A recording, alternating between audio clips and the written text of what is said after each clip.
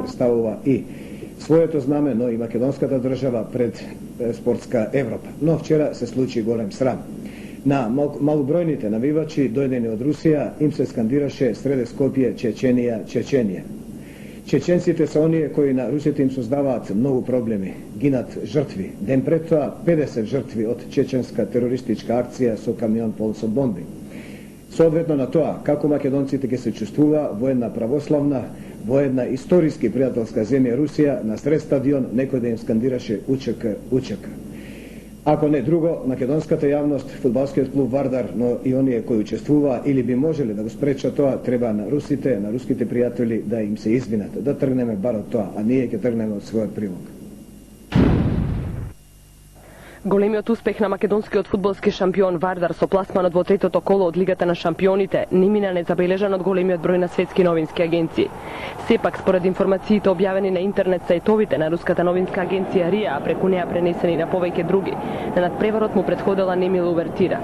Имено како што пренесува дописникот на агенцијата РИА, неколку руски навивачи, меѓу кои се наоѓал и известувачот на оваа агенција, во еден скопски ресторан пред заедничко дружење со навивачите на Вардар биле нападнати од група од околу 30 етнички албанци.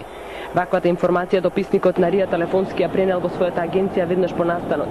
Според неговите зборови, албанците биле наоружени со палки и даски и извикувале навредувачки зборови на англиски јазик, од кои јасно се гледало дека причината за нападот била припадноста на русите и македонците на православната вера. Албанците не слушнаа дека ние со македонските навивачи зборуваме на руски јазик, пренел дописникот на РИА, на кого во нападот на неколку места му биле рассечени главата и устата. Ресторанот се наоѓал во близина на скопска населба, населена со албанско мнозинство. На агенцијата Бета во македонската полиција е било речено дека никаков сличен инцидент не е пријавен, ниту пак се забележени било какви други инциденти во градот. Само неколку часа потоа, за време на одржувањето на надпреварот по постигнатиот гол на рускиот тим, на трибуните се случи тепачка, пошто интервенираше полицијата која во расчистувањето на инцидентот применила сила. Испровоцирани од овој настан, мала изолирана група на навивачи во непосредна близина на 200-тините руски навивачи започнала скандирање од типот Чеченија, Чеченија.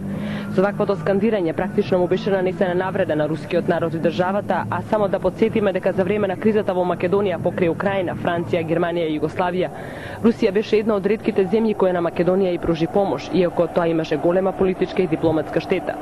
Скандирањето Чеченија, Чеченија од македонските домаќини се случува само неколку дена по грозоморниот терористички чин во кој чеченски терористи поставија камион полн со експлозив пред руска болница, во која животот го загубија над 50 лица. Аналогно на ова отворено се поставува прашањето како би се чувствувале македонците во 2001 година да им се случеше во центарот на Русија домаќините да им посакаа добре дојде со скандирање на паролата УЧК, УЧК. Токму од овие причини во моментов најмалку што можеме да сториме како држава и нација е да упатиме извинување до руската држава и рускиот народ за нанесената навреда.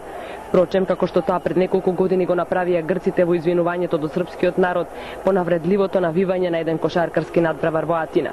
Засега се уште не се знае дали во скандирањето учествувале навивачите на Вардар или пак истите биле провокација пласирана од уфрлени провокатори од албанска националност. Во врска со инцидентот денес се огласи и официјална Москва, која преку Министерството за надворешни работи од Македонија побара детално да го испита нападот на четворицата руски државјани во Скопје по завршувањето на фудбалскиот надпревар.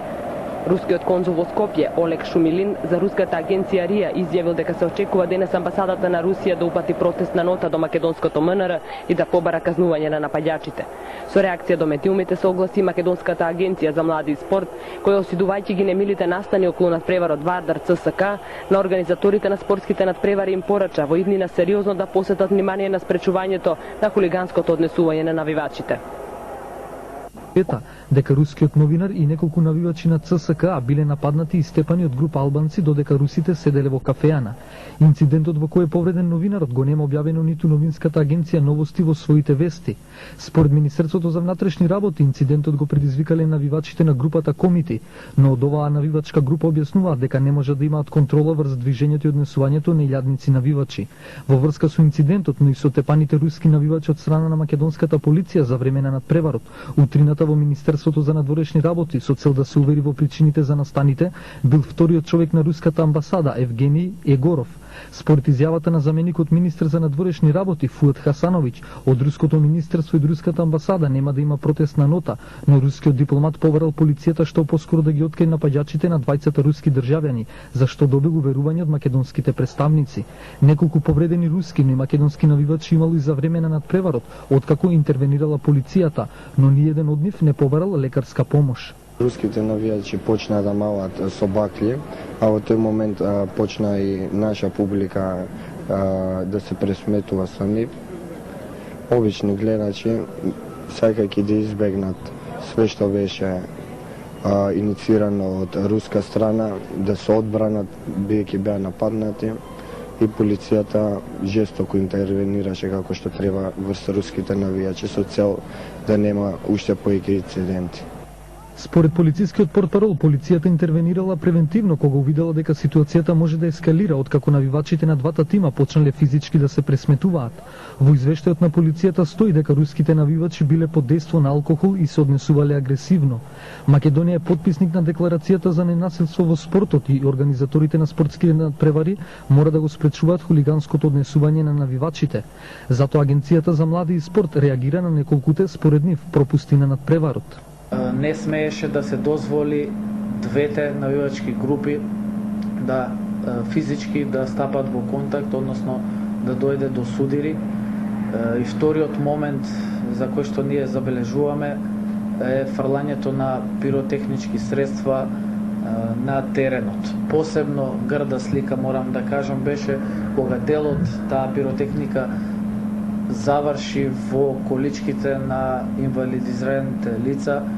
Од оваа агенција посочува дека во иднина ќе мора да се внимава каде ќе се сместуваат противничките навивачи, но и да се внимава на бројот на публиката кој мора да биде во согласност со бројот на седиштата на стадионот. Елиминацијата на рускиот вице-шампион ЦСКА од квалификациите во фудбалската лига на шампионите, овој надпревар беше зачинет и со други димензии. Инцидентот со меѓусебната пресметка на симпатизерите на двете екипи за време на надпреварот, за кој како што истакна на денешната предконференција спортскиот директор на Вардар Александар Заковски, виновни се гостинските навивачи. Делегатот кажа дека руските навивачи со спровод на полиција беа донесени на стадионот и беа соодветно обезбедени.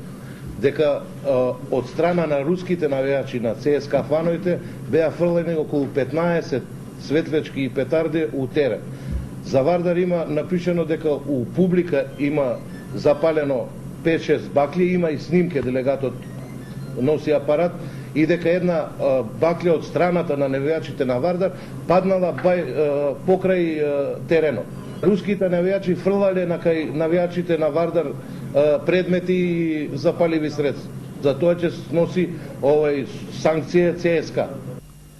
Во предигра на големиот настан на градскиот стадион во Скопје, целокупниот тим, почнувајќи од раководните структури преку стручниот штаб и фудбалерите, биле под силен психолошки притисок, бидејќи во јавноста се појавиле гласини дека Вардар го наместил надпреварот, а за тоа се погрижиле некои обложувалници и руската мафија. Таков срам и таков притисок, да ви кажам, не сум доживеал за овие 4 години во Вардар, и да се даде таква една утакмица на некоја кладилница или на некоја руска мафија или не знам како се вика тој со авионот што дошол со, па и спортски работници се јавуваа, не се цинкајте, 1.800.000 ви даваат, а сте барале 2 милиона. Мене ми се јавија менаџери од Турција и од Грција и рекоа: припазете, имате голман муслиман, не знаеме како се вика, припазете да не ви го фатиле голманот. Можеше вчера да се случи и ЦСКА да не победи, пошто се многу објективно појаки од нас.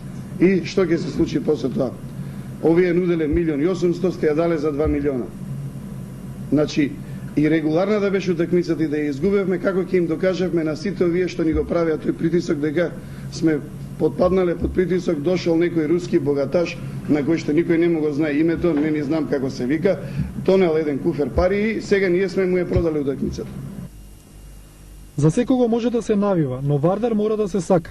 Ова беше вчерашното мото на Вардар, порака која ќе доминира и во наредните надпревари, не дозволувајќи, како што најавија во таборот на црвено-црните, никакви квази менаџери да го нарушат тоа.